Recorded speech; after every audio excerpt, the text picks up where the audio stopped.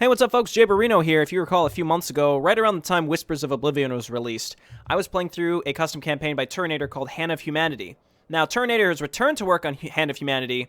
If you remember back in the old series that I did, it was 15 missions. You can see now there are 25 missions, a mix of Terran and Zerg, with more to come. It looks like he's 26, 27, 28, 29 in progress, plus a little sandbox there. Now, the mechanics have been changed immensely from my understanding for this campaign. So I don't know how much of this I want to showcase. I do want to show as much of the new stuff as possible, and there's so many new maps, I might just make a totally different playlist. Now, the difficulty has also been changed. Rather than just easy or rather casual all the way up to brutal, I believe these percentages are just sort of based on what sort of attack waves you can expect.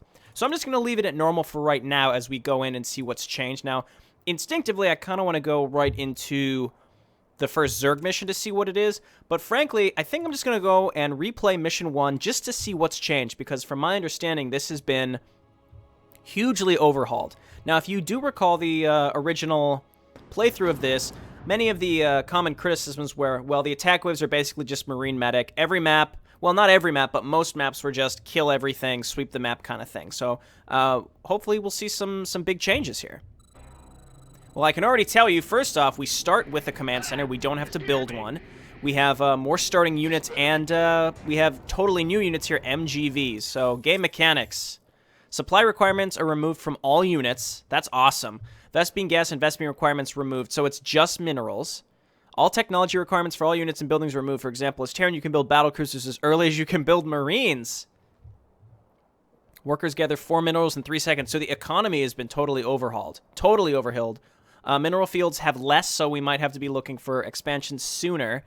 Almost all abilities removed. Cloak and burrow mechanics removed.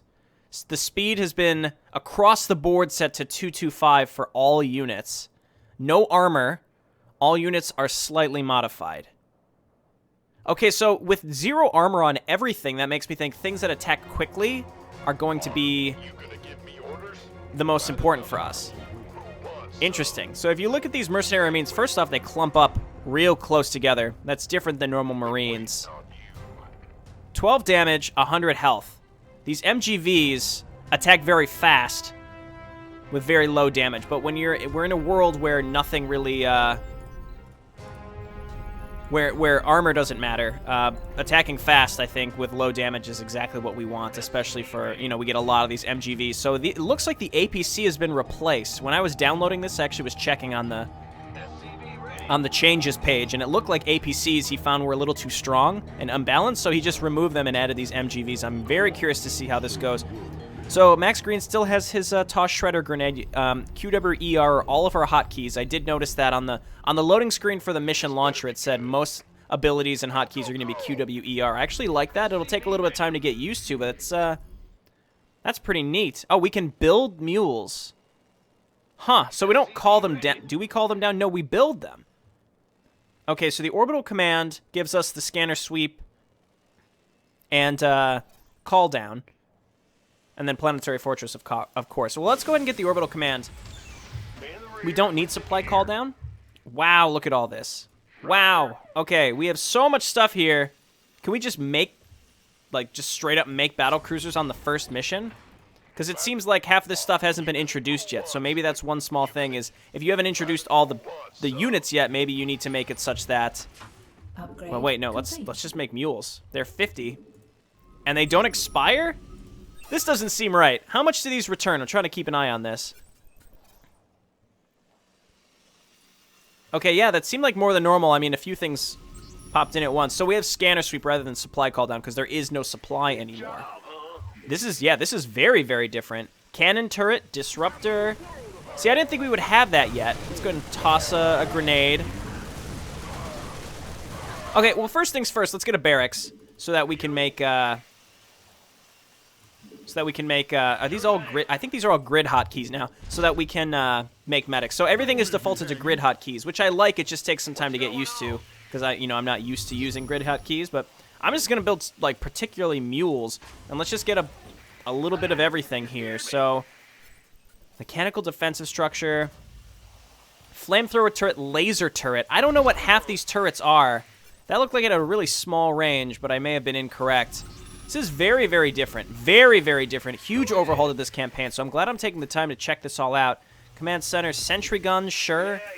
Kind of strikes me as the same as the old turrets that we could make, but those look like they've been removed. I will go ahead and get a mercenary compound. Mercenaries have 100% plus health. And training time is increased by 100. All right, that's fine. Wow, there's so many different things. We can make Hercs, train 2 Spectres, train 2 so we can build double of our standards. That's, wow, this is incredibly different. Excuse me. A little something in my throat. My allergies have been not great. So also, if you remember in this first mission, the original goal was to destroy like 3 or 4 command centers. Now it's just destroy that planetary fortress. Wow, everything is very, very different. And it's slightly overwhelming only because we're able to build pretty much anything we want.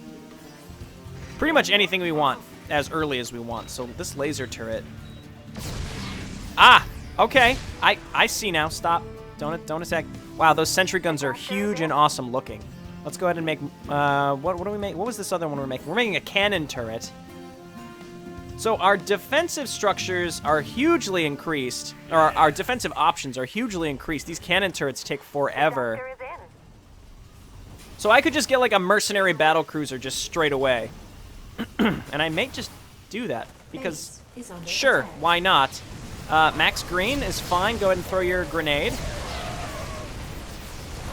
So the attack waves have been varied a little bit now too. Wow, I built so many medics. I did not mean to do that. I mean, they're sending a lot of, what about ghosts? Yeah, let's get some ghosts. Why not? Because they're sending primarily Marines and Firebats. The attack waves have been varied slightly. Holy shit. This is crazy. So getting used to these hotkeys will take me some time. That's why I'm clicking. But I'm glad I'm taking the time to do this. I was a little hesitant at first to return to this campaign because I have a completed series for it. And of course I want to check out all the new stuff, but this is crazy. This is absolutely crazy how much has changed here. Let's go ahead and get a factory. I guess I'm just confused. Perhaps maybe... Okay, they don't do extra versus light. Perhaps I was expecting the tech to be slowly unlocked. Mercenary Reaper, no. Mercenary Marauder, no. I guess I'll wait and just get the Mercenary Battlecruiser. Why not? I'll tell you why not. That seems sort of cheap. Well, not really cheap, but we can get Mercenary everything. I like how you can get the Hellions. Every Mercenary option is unlocked. What does a Mercenary Thor even look like? Does it have its own skin? Maybe it's the Odin skin. I don't know. Let's, Skeevy's Angels are probably pretty good. Fuck it. Mercenary Battlecruiser coming in hot. Yeah, wow, we can make everything. We can make Warhounds. Oh, there's the Warbots that we're used to. We've got the Cyclones, Diamondbacks. There's the MGVs, which seem pretty interesting. Let's get a few of those. We don't have to make any add-ons, which is nice. Go ahead. And just for the hell of it, let's go ahead and check. Oh, this Shrike turret is different too. Oh, so there's the normal machine gun turret that we were used to. We have so many turret options. This is crazy. And then the Shrike turret, whatever that is. I really can't tell.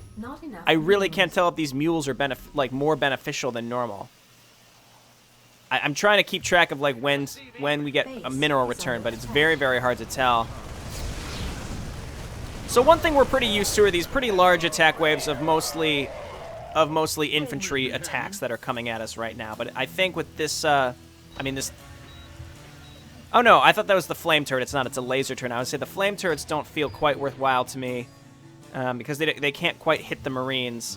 But again, the fact that we have everything available to us right now makes this certainly different. Let's go ahead and hit this. Let's go ahead and get an engineering bay. Can we get an engineering bay? I only see an armory, so I guess let's get an armory. Just double checking. Yeah, I don't see... Am I looking right at it? No. Okay, well, I'm just checking all this out. You can't blame me. Again, this is our showcase, and if I decide, I can check out the rest of the missions. My main suggestion is just the one thing that was removed from the original game that I think was a good idea to keep was the progression of tech, as opposed to like everything's just available right away.